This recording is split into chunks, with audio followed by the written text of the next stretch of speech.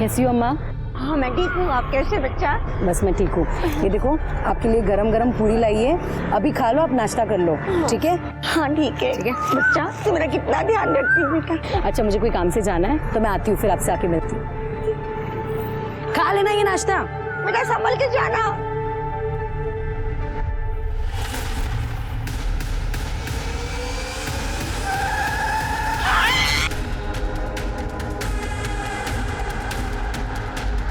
Hello police.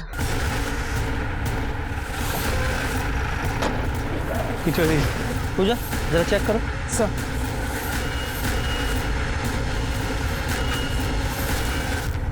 Phone किसने किया था? मैंने किया सर। मेरा नाम सत्यदेव राठी है, ये पास वाली बिल्डिंग में रहता हूँ। रोज की तरह मैं काम पे जा रहा था तो मैंने देखा बूढ़ी माँ खून से लथपथ है, इसलिए आपको फोन कर दिया। पहचानते हो उन्हें? हाँ, लाल चौक पे रहने वाले हर कोई इन्हें बूढ़ी माँ बुलाते हैं। कोई खाना देता है तो बदले में दुआ देती है। साहब मैंने भी कई बार उन्हें खाना दिया। सर इसके हाथ पर ये नाम है जानकी, शायद इन्हीं का नाम हो। हाँ हो सकता है। तो सामान में भी कुछ नहीं मिला, आईडी प्रूफ वगैरह कुछ भी नहीं। देखो इन जानकी के बारे में कुछ और पता चलता है तो पूजा बॉडी को पोस्टमार्टम के लिए भेजा। सर और शर्मा जरा आसपास चेक करो, कोई सीसीटीवी कैमरा है क्या? सर जानकी की पोस्टमार्टम रिपोर्ट, उसकी मौत 3 जुलाई की सुबह 7 और 9 बजे के बीच हुई है। मौत का कारण एक्सेसिव ब्लीडिंग है और सर मल्टीपल फ्रैक्चर्स भी हैं। कोई सीसीटीवी? सर वो बाईपास रोड था, वहाँ पे कोई सीसीटीवी कैमरा नहीं मिला। सर जानकी पिछले 6 साल से वही रह रही थी, लेकिन आसपास के लोगों को उसके बारे में कुछ भी नहीं पता। सब लोग उसे बूढ़ी माँ कहते थे और किसी से उसका कोई बैर नहीं था। सर तो फिर ये रैश ड्राइविंग या ड्रिंक एंड ड्राइव का केस हो सकता है। आजकल लोग सुबह भी पीते हैं। हाँ वो तो है, लेकिन सवाल यह है कि उस समय गाड़ी कौन चला रहा था और वो गाड़ी थी किसकी? हमारा फर्ज बनता है कि जानकी को इंसाफ दिलाए। सर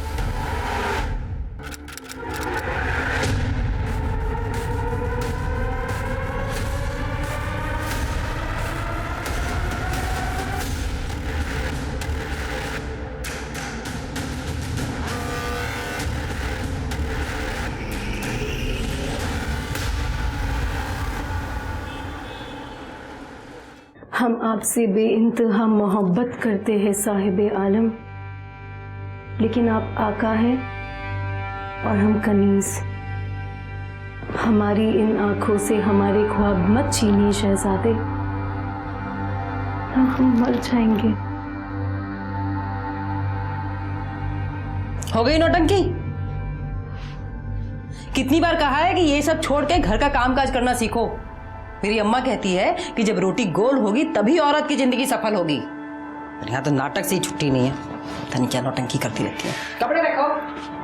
अरे माँ, जमाना बदल गया है। अच्छा आजकल सिर्फ लड़कियां चूल्हा चौका नहीं कर रही है, देश भी संभाल रही है। तुम तो बेटा ना बस घर संभाल लो, उतना ही बहुत है मेरे लिए। अरे घर क्यों संभालेगी भाई, यार इसी गुड़िया है हमारी, सितारा बन के चमकेगी। आओ इधर। और सितारा अगर चूल्हा चौके के सामने बैठेगा तो काला नहीं पड़ जाएगा? तुम्हारी माँ की तरह। उड़ा लो, खूब मजाक उड़ा लो मेरा। बढ़िया है। रागिनी जल्दी चलो, देर हो जाएगी हमें। हाँ मैं देर से आऊंगी। कुछ करिए, कहाँ जा रही है?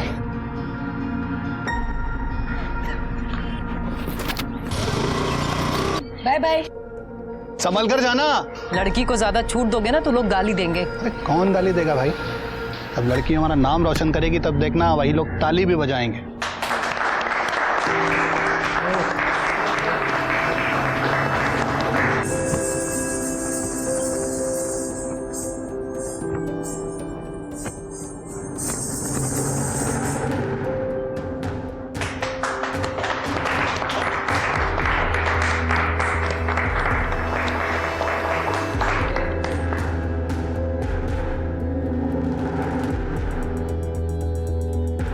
और इस प्रतियोगिता के विजेता है रागिनी शर्मा। और मैं रागिनी जी से अनुरोध करूंगा वो मंच पर आकर अपना पुरस्कार ग्रहण करें।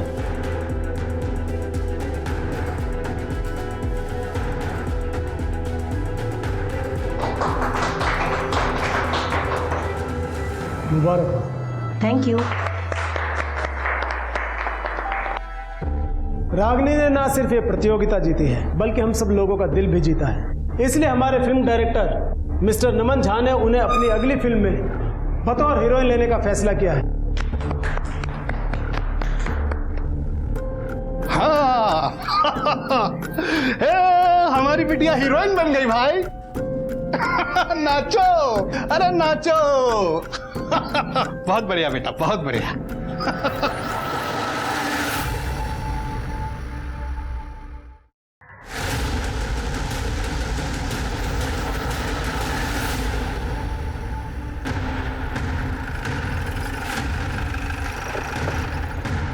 आइए साहब।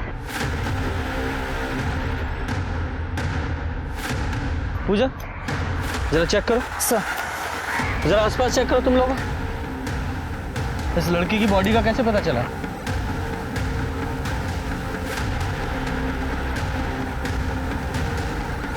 सर शायद 25-26 साल की लड़की होगी। और सर ये देखिए, ये रस्सी का निशान गले पे, शायद रस्सी से गला घोट के मारा गया है। और सर जबरदस्ती का कोई निशान नहीं है, तो शायद इसके साथ नहीं हुआ होगा।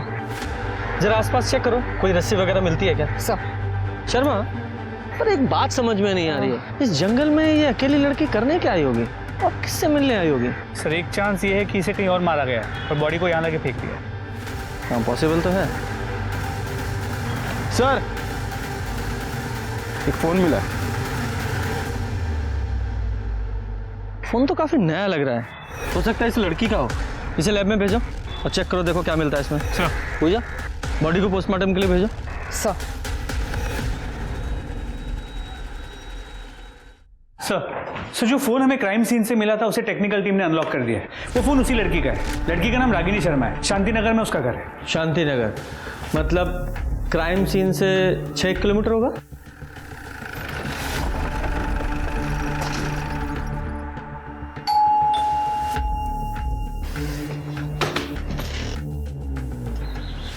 खुला? कोई है? चलो घर चेक करो। सर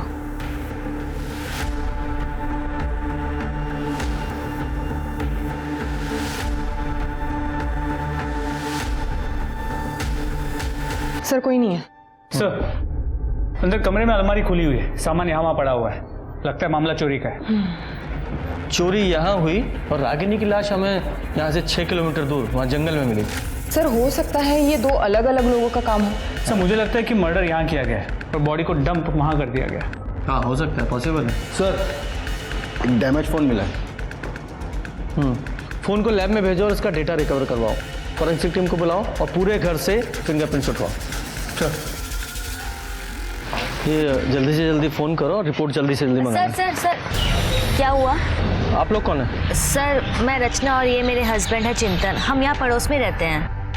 यहाँ जो रागिनी रहती है आप लोग उसे जानते हैं? हाँ सर, हम 3 साल से पड़ोसी हैं, बल्कि मैं तो उसे अपनी बहन मानता हूँ। लेकिन क्या हुआ क्या सर? आपकी मुंह बोली बहन का खून हो गया है और उसकी लाश हमें यहाँ से 6 किलोमीटर दूर झाड़ियों में मिली है।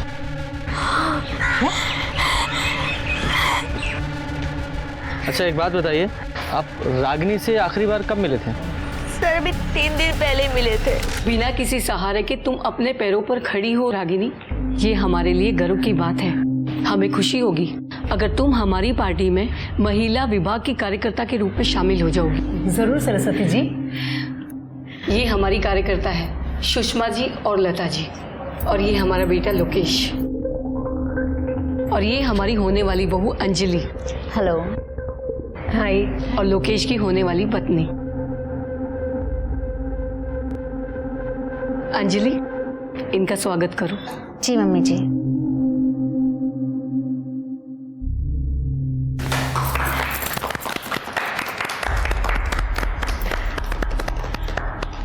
अब हम चलते हैं, चलो।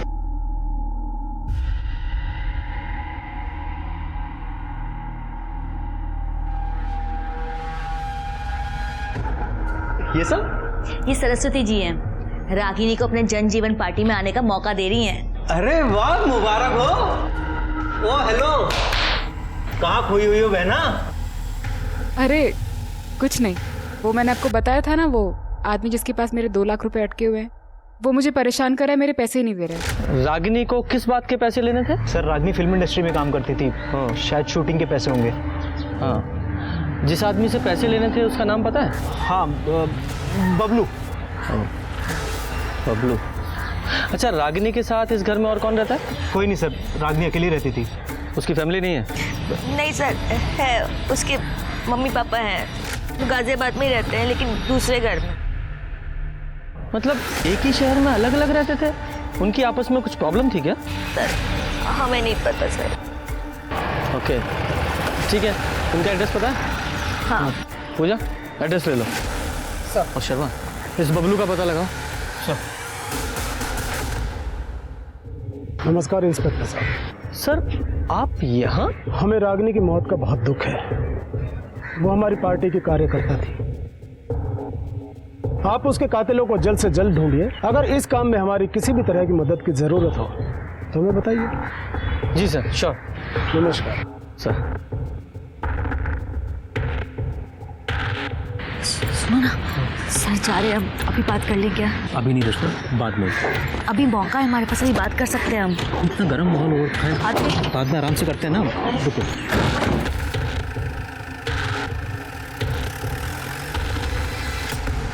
आपकी बेटी से आपकी आखिरी बार बात कब हुई थी? 2 साल हो गए सर। 2 साल? इतना लंबा टाइम क्यों? हमारी बेटी रागिनी को बड़ी हीरोइन बनना था सर। उसने केंद्रीय नृत्य मंदिर की अभिनय प्रतियोगिता भी जीती थी सर। प्रथम स्थान हासिल किया था उसने। और उस मंच से डायरेक्टर नमन झा ने तो वादा भी किया था सर कि हमारी बेटी रागिनी को फिल्म में हीरोइन बनाएंगे। सब कुछ था सर, हमारी बेटी का सपना पूरा होने जा रहा था। तो फिर ऐसा क्या हुआ था कि आप लोगों ने अपनी बेटी से सारे रिश्ते नाते ही तोड़ लिए? ऐसा करने से पहले मर क्यों नहीं गई? बाबा तो राम से दुनिया की परवाह किए बगैर तुझे तेरे सपने पूरे करने की आजादी दी हमने, और बदले में तूने हमको क्या दिया बेटा? वो ठाकुर हमको बोल रहा था कि कैलाश तुम तो बड़ा आदमी बन गए हो, तुम्हारी बेटी एक रात का 10,000 रुपया लेती है। मन करता है तुमको जान से मार दे। बाबा, आपने मेरे खातिर इस घर को गिरवी रख दिया था। मैं नहीं चाहती थी कि मेरी वजह से आप लोग के सर से ये छत चली जाए। मुझे जो ठीक लगा मैंने किया बाबा। छत चली जाती बेटा तो कोई बात नहीं थी, जी लेते हम बिना छत के, लेकिन बिना इज्जत के कैसे जिएंगे हम? कर दिया पिंडदान तेरा हमने, हमारे लिए मर चुकी है ये। निकल जा इस घर से, निकल जा इस घर से।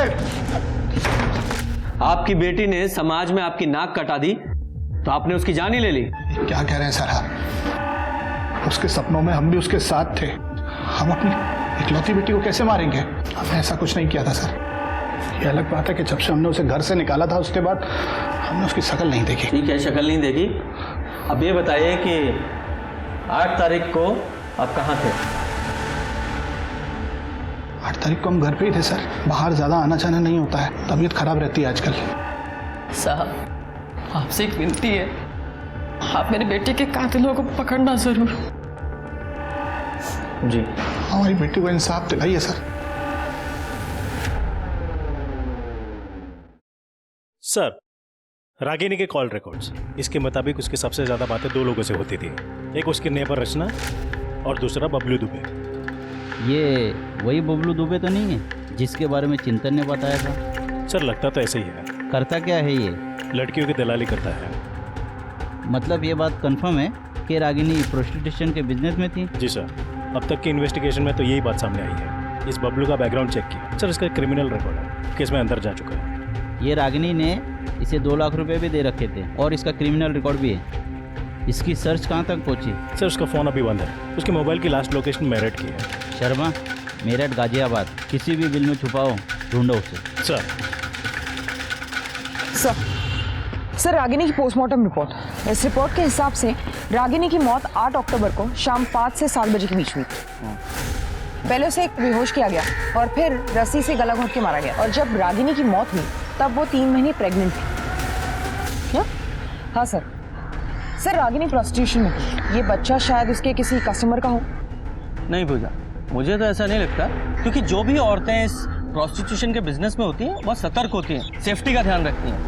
ऐसा हो सकता है कि रागिनी का कोई बॉयफ्रेंड हो, वो उससे प्रेग्नेंट हुई हो और फिर रागिनी ने शादी के लिए उस बॉयफ्रेंड पर दबाव डाला उसने इनकार किया और मार डाला। सर हो सकता है उसका कोई रेगुलर कस्टमर हो, ये बच्चा उसी का हो और ये रागिनी उस कस्टमर को ब्लैकमेल कर रही हो, इसलिए उसने रागिनी को मार दिया होगा।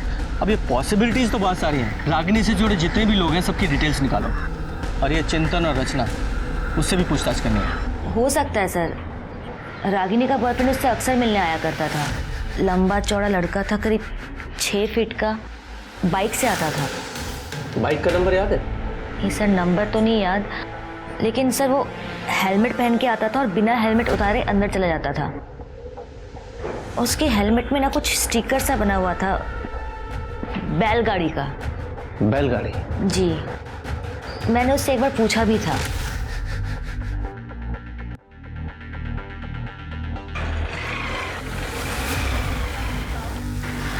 रागिनी कौन था ये? भाभी वो मेरा बॉयफ्रेंड है। क्या नाम है इसका? नाम में क्या रखा है आपको मिलवा ही दूंगी, ना शादी के दिन मिल लेना। ये रागिनी ने लड़के का नाम क्या बताया था? सर उसने नाम तो कभी बताया नहीं। ठीक है, पूजा अगर कब पूछेंगे? अभी नहीं, बाद में करते ना। अरे कुछ कहना चाहती हो? मैंने उस दिन भी नोटिस किया तुम कुछ कहने की कोशिश कर रही थी। घबराओ मत, जो कुछ भी है साफ साफ बताओ, किसी से भी घबराने की जरूरत नहीं है। बताओ, आराम से बैठ के बताओ। बोल, क्या कहना चाहती? सर मैं 10 साल की थी जब मैं अपने माँ बाप से अलग हो गई। मेरे पापा रोज दारू पीते थे और रात को घर आके मुझे और माँ को मारते थे। मेरी माँ मुझसे बहुत प्यार करती थी। उस दिन दिवाली का दिन था और पापा फिर से दारू पी के आए थे।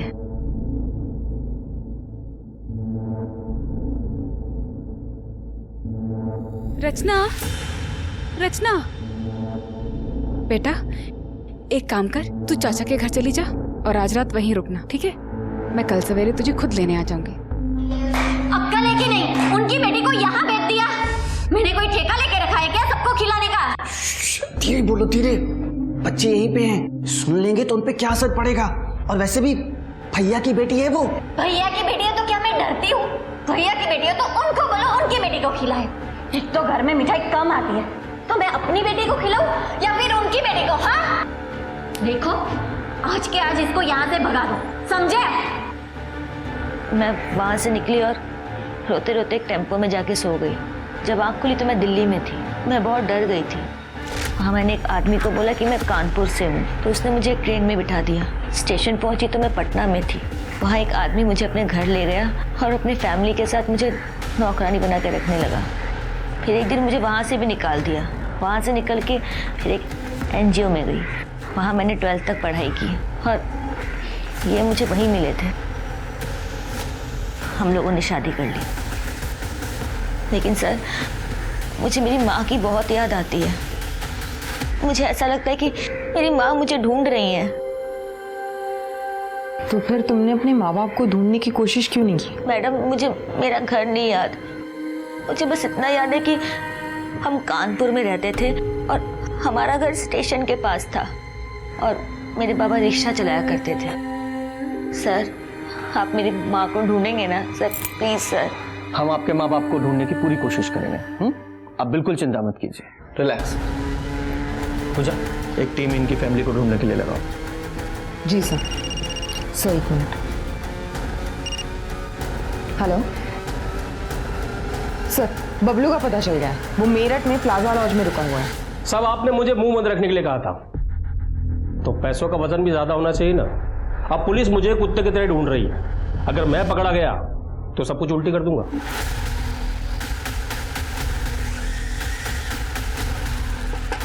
कौन है?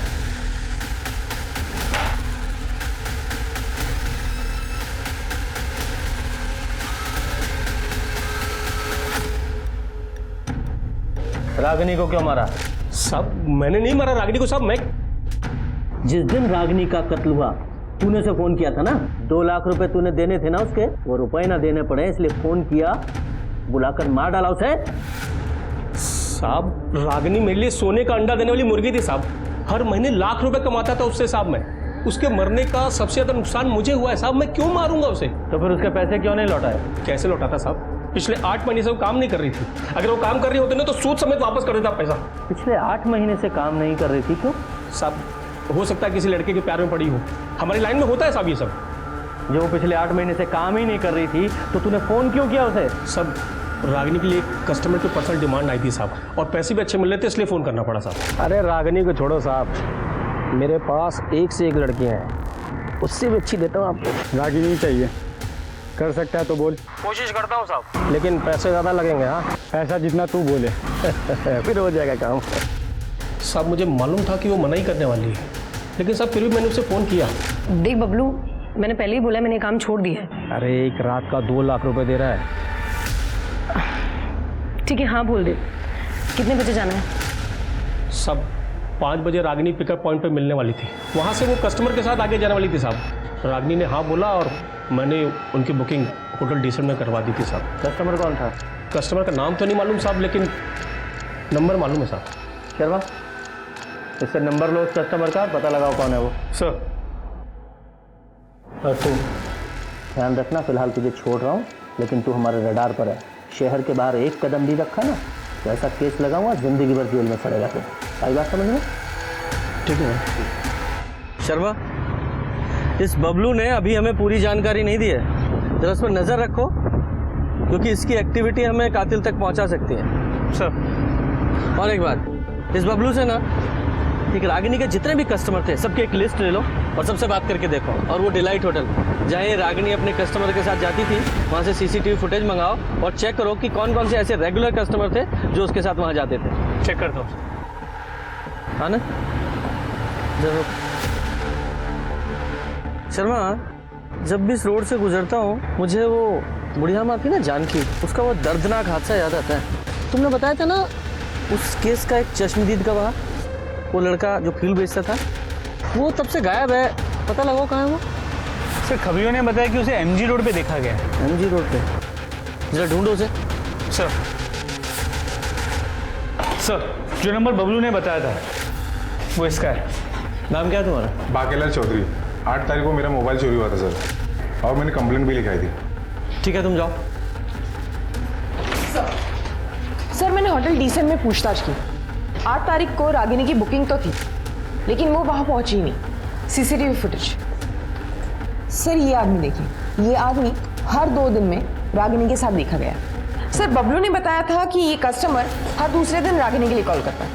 सर रागिनी ने काम तो बंद कर दिया था, फिर भी ये कॉल करता था। नाम क्या है इसका? आकाश अवस्थी। बुलाओ इसमें। सर। और सुनो, रचना को भी बुलाओ। सर। ये बता, रागिनी को क्यों मारा? मैंने? हाँ तूने। पहले तूने उसे प्रेग्नेंट किया, जब उसने शादी के लिए दबाव डाला और बच्चा बनाने के लिए कहा तो मार डाला उसे। मेरा बच्चा?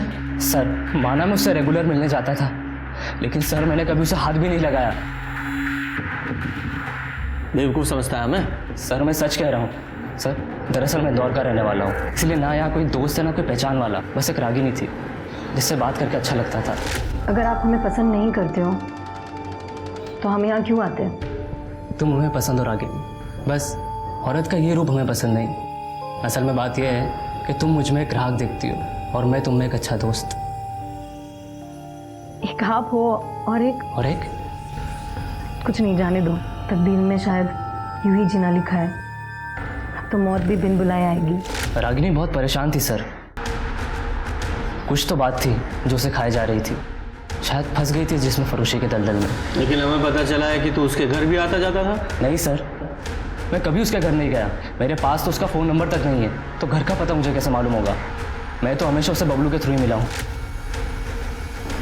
पूजा। हाँ, तो मिस्टर आकाश अवस्थी, इस हेलमेट को पहचानते हो? तुम्हारा है ना? नहीं सर। पहनो इसे।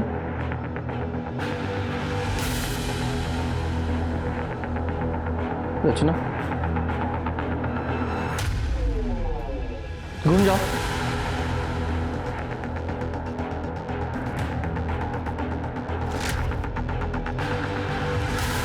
वहां तक जाओ और वापस आओ। वापस आओ।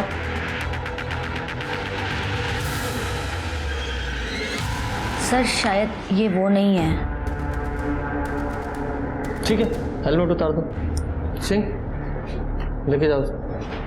जी सर। और हाँ, बिना बताए शहर छोड़ कर नहीं जाओगे तुम। जी सर। सर, मेरी माँ का कुछ पता चला क्या?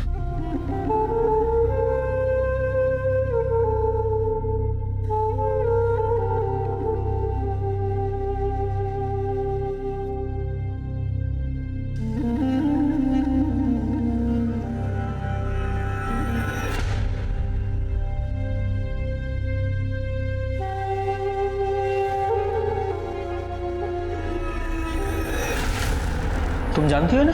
हाँ सर, रागिनी ने मिलवाया था एक बार। रागिनी ने बहुत मानती थी, इन्हें खाना पानी कंबल सब देती थी। और क्या जानती हो इनके बारे में? सर, और तो कुछ नहीं पता मुझे। ठीक है, अभी तुम जाओ और डोंट वरी, तुम्हारी माँ जल्दी ही मिल जाएगी। Thank you sir.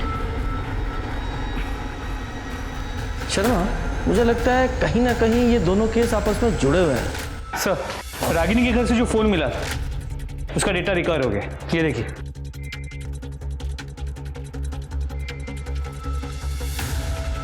चलो।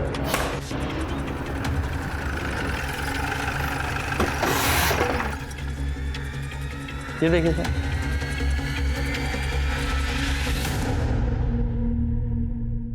देव प्रसाद शुक्ला जी, आपके और रागिनी के ताल्लुकात थे? ओपोजिशन की अच्छी चाल है मुझे बदनाम करने की। ये फोटो झूठी है। सर, हमने सारे फोटोज की जांच कराई है, किसी भी फोटोज के साथ कोई भी छेड़छाड़ नहीं की गई है। मैंने कहा ना झूठी, फोटोशॉप की है। सर, एक काम करते हैं, आपका डीएनए टेस्ट करा लेते हैं, सब क्लियर हो जाएगा। मुझे डीएनए टेस्ट नहीं कराना। निकलो यहाँ से।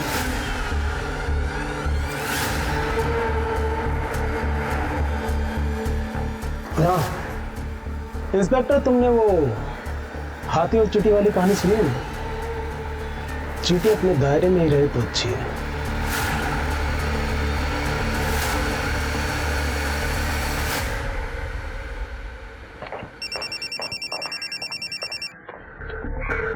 शर्मा, एक मिनट। जैन सर जी, सॉरी सर जी, ध्यान रखूंगा। जैन सर। क्या हुआ सर? कुछ नहीं। इस देव प्रसाद शुक्ला के खिलाफ हम सिर्फ इन फोटोग्राफ्स के आधार पर कार्रवाई नहीं कर सकते। हमें इसके गिरबान तक पहुंचने के लिए कुछ और पुख्ता सबूत चाहिए। शर्मा, तुम्हें याद है, रागिनी के फादर ने हमें बताया था कि रागिनी को एक डायरेक्टर ने फिल्म ऑफर की थी। क्या नाम था उस डायरेक्टर का? नमन झा। नमन झा, बात करो उससे और पता करो कि क्या हुआ था उस कार्यक्रम में, क्योंकि उस कार्यक्रम में ये देव प्रसाद शुक्ला और उसकी पत्नी दोनों शामिल थे। और हो ना हो, मुझे लगता है कि इस सारे चक्रव्यूह की शुरुआत उसी प्रतियोगिता से हुई है। सर, उस प्रोड्यूसर नमन झा से बात हुई। वो इस वक्त लंदन में अपनी फिल्म की शूटिंग कर रहा है। उसने कहा कि देव प्रसाद शुक्ला के कहने पे उसने रागिनी को फिल्म तो ऑफर की थी, लेकिन ना वो कभी रागिनी को मिला है, ना उसके बारे में कुछ जानता है। सर, एक और बात, ये रागिनी जिस घर में रहती थी वो उसी के नाम पर रजिस्टर्ड है। 40 लाख की प्रॉपर्टी कैश दे के खरीदी। 40 लाख रुपए कैश दे के खरीदा? मुझे नहीं लगता कि रागिनी के पास इतना पैसा होगा। हो ना हो ये देव प्रसाद शुक्ला इसका इस मर्डर में जरूर हाथ है। ये देव प्रसाद शुक्ला और उसके आदमियों पर नजर रखो और साथ ही साथ बबलू पे। एक मिनट सर। हेलो, ठीक है, मैं पहुंचती हूँ। सर, कानपुर में रचना की माँ जिस मोहल्ले में रहती थी उसका पता चल गया। वेरी गुड, काम करो, तुम वहां के लिए निकलो। सर। और शर्मा, तुम ये बबलू पर नजर रखो। सर। ये लो, ये पिटीशन है, साइन करा देना। सर, हमने सभी सस्पेक्ट्स पे नजर रखी थी। सर, ये कुछ फुटेजेस देखिए। सर, ये आजाद नगर के पार्किंग लॉट की फुटेज है। यहाँ पर बबलू, ये देखिए, इससे पैसे ले रहा है और पैसे लेके चला गया। और सर, यही आदमी रागिनी के मर्डर से एक दिन पहले उसके घर के आसपास मंडराता हुआ नजर आ रहा है। ये तो देव प्रसाद का बॉडीगार्ड है। क्या नाम है इसका? सर, ओम प्रकाश। लेके आओ इसे। देख, बबलू ने अपने सारे गुनाह कबूल कर लिए और ये भी कबूल किया है कि तूने उसे चुप रहने के लिए पैसे दिए थे। और हम जानते हैं, ये बात अलग है कि वो डायरेक्ट तूने पैसे नहीं दिए थे, किसी और ने दिलवाए थे। और रागिनी के मर्डर से पहले तू उसके घर के आसपास मंडरा रहा था। सीसीटीवी फुटेज है हमारे पास जिसमें तू साफ नजर आ रहा है, और तेरे फोन की लोकेशन और तेरे कॉल रिकॉर्ड्स भी है हमारे पास कि तूने कब कब रागिनी को कॉल किया था, सब दर्ज है हमारे पास। बोल। साहब ये बात सच है कि मैं उसके घर के पास गया, लेकिन साहब आज तक मैंने उसको फोन नहीं किया कभी। मैं जानता हूं कि तूने कभी रागिनी को कॉल नहीं किया, और मैं ये भी जानता हूं कि तेरे फोन से रागिनी को कौन फोन करता था। मैं सिर्फ तेरे मुंह से उसका नाम सुनना चाहता हूं। तो एक सरकारी गवाह बन जा या फिर सारी जिंदगी जेल में सड़ना, चॉइस तेरी है।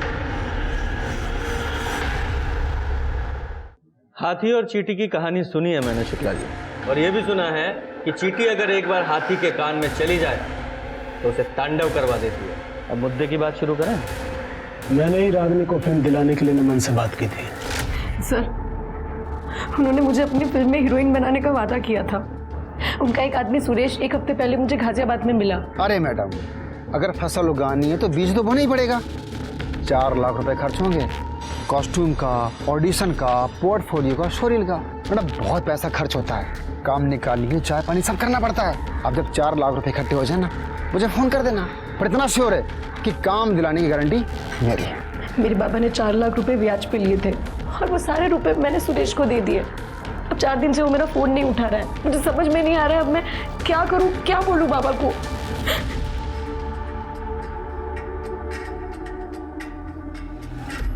रो मत रागिनी, मैं तुम्हारे पैसे दिलवाऊंगा, मैं तुम्हें हीरोइन बनाऊंगा। मैं हूं ना, परेशान मत हो।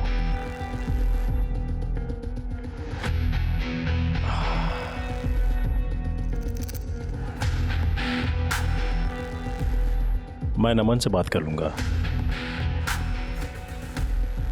तुम्हें तुम्हारे पैसे मिल जाएंगे। बस एक बात याद रखना,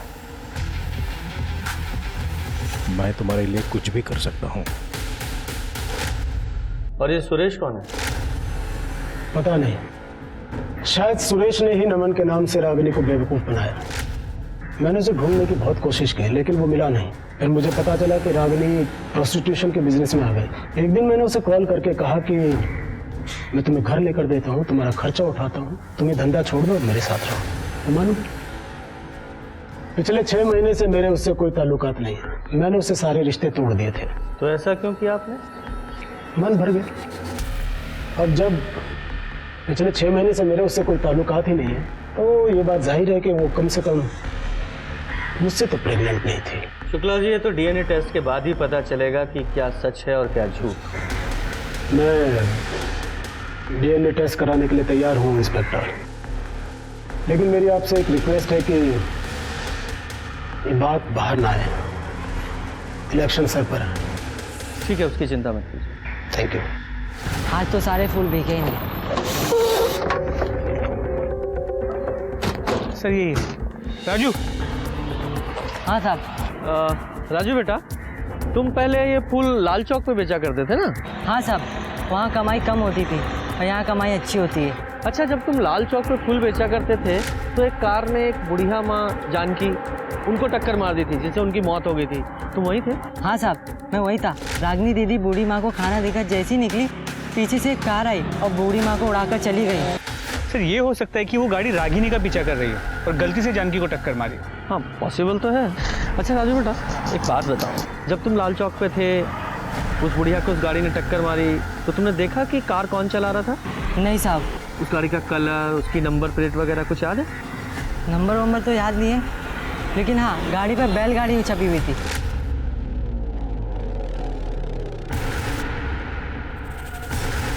शर्मा, ये दोनों केस एक दूसरे से जुड़े हुए हैं। वो बैलगाड़ी का निशान रागिनी के बॉयफ्रेंड के हेलमेट पर भी था। जी सर। हाँ, यही बैलगाड़ी थी।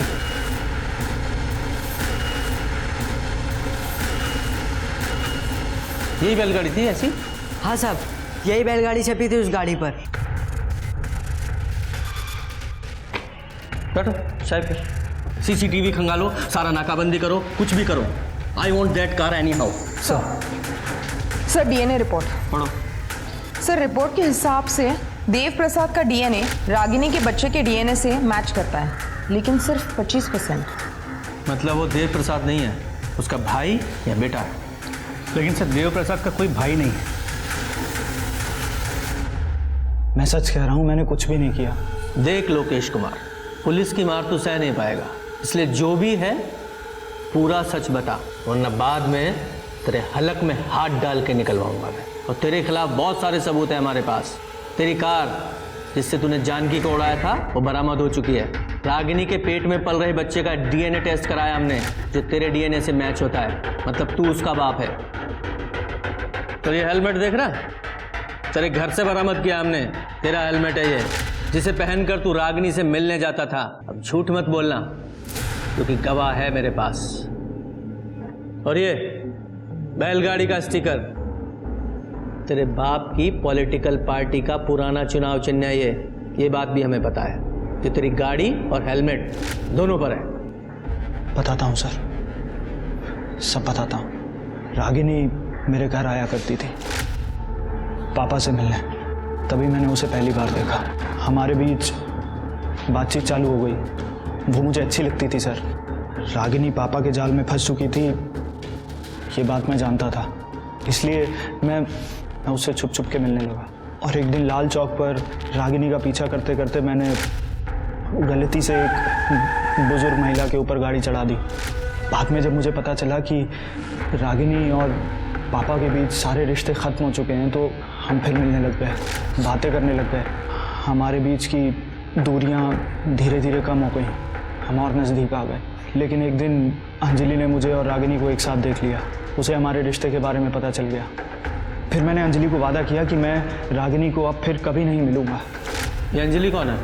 सर उससे मेरी शादी तय हुई थी, और उसके बाद मैंने रागिनी से बात करना बंद कर दिया।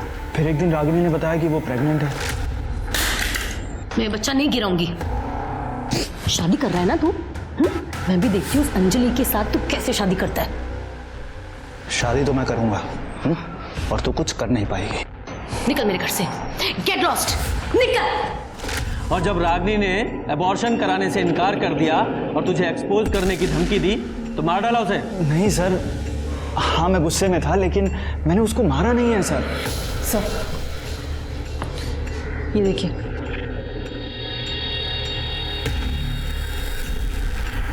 तूने नहीं मारा ना रागिनी को? नहीं सर। तो ये क्या है? रिपोर्ट है ये, इसमें साफ साफ लिखा है तेरी गाड़ी में रागिनी के बाल मिले और स्पर्म के ट्रेसेस जो रागिनी का गला घोटने से पहले उसे सुंघाया गया था। बोल। सर मेरी गाड़ी है, दो दिन पहले ही वापस आई है, लेकिन ये गाड़ी तो सर वो गाड़ी तो मैंने किसी को दी थी। किसको?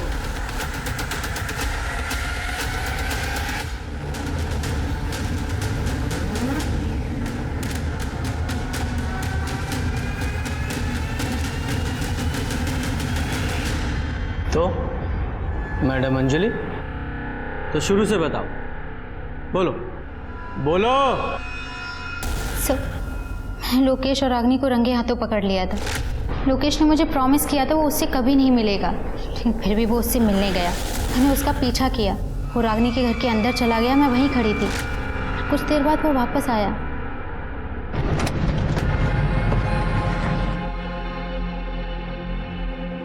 पापा, लोकेश अभी भी रागिनी से मिल रहा है। I want to kill that. Ragini से छुटकारा पाना चाहती हो? मैं मदद कर सकता हूँ। कितने पैसे दे पाओगी? जो तुम बोलो। कितने में डील हुई थी? 10 लाख। कौन था वो आदमी? उससे पहले मैंने उसे कभी नहीं देखा था।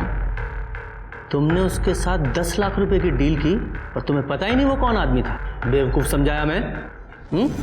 जब डील की थी तब तो शक्ल देखी थी ना? स्केच बनवा सकती हो? जी सर।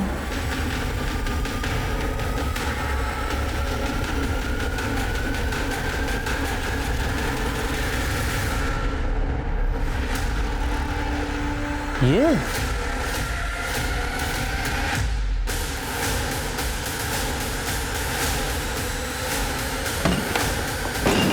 पूरे घर के अच्छे से तलाशी लो, कोई भी कोना छूटना नहीं चाहिए।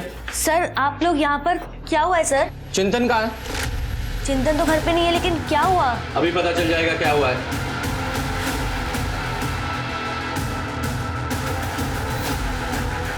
सर ये कैश मिला, रखो। ये पैसे किसके हैं? सर मुझे नहीं पता ये कहाँ से आया। ये ज्वेलरी मिला है। इतनी सारी ज्वेलरी किसकी है? नहीं सर, ये मेरे नहीं है। मैं बताता हूँ किसके हैं। ये गहने रागिनी के हैं। और ये पैसे देख रही हो? ये पैसे रागिनी को मारने की कीमत। तुम्हारे पति चिंतन ने रागिनी को मारने की सुपारी ली थी। सर आप ये क्या बात कर रहे हैं? कहीं तुम भी तो इसमें शामिल नहीं हो? सर मुझे इसके बारे में कुछ नहीं पता, मैं सच कह रही हूँ। पकड़ो से। रागिनी को क्यों मारा तूने? तू तो उसे बहन मानता था ना?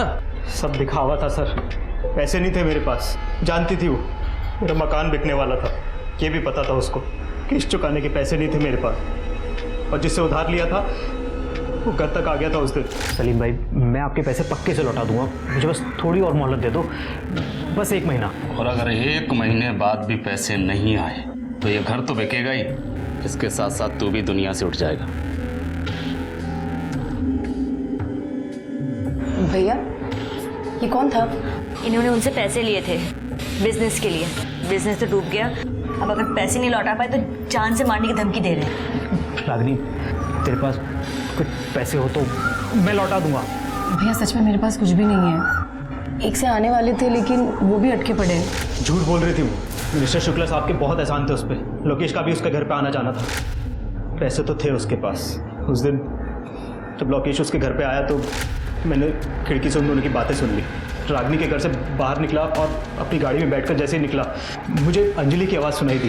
वो फ़ोन पर रागिनी को मारने की बात कर रही थी। मुझे पैसा कमाने का जरिया नज़र आया और मैंने जाके अंजलि से बात की। कितने पैसे दे पाओगे? जो तुम बोलो। 10 लाख। उसके बाद सर मैंने एक आदमी का फ़ोन चोरी किया और उसी फ़ोन से बबलू को फ़ोन लगाया और रागिनी को बुक करने के लिए बोला। रागिनी मेरी बताई जगह पर ठीक टाइम पर पहुंच गई। और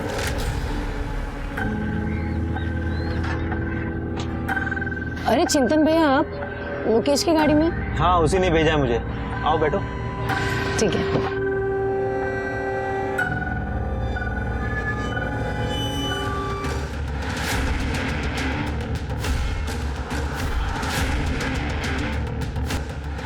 मेरा लालच बढ़ गया था सर।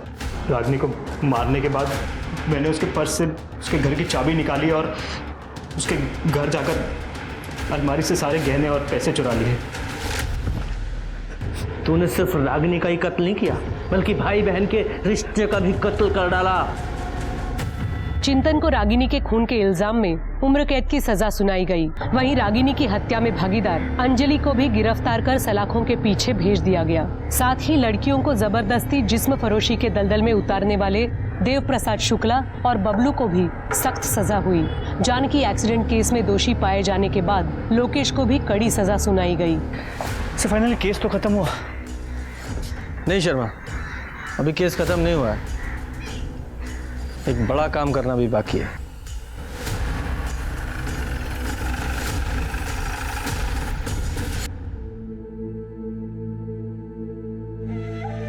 माँ, मैं रचना। रचना मेरी बच्ची, तो कहाँ चली गई थी रचना? को छोड़ के कहाँ चली गई थी?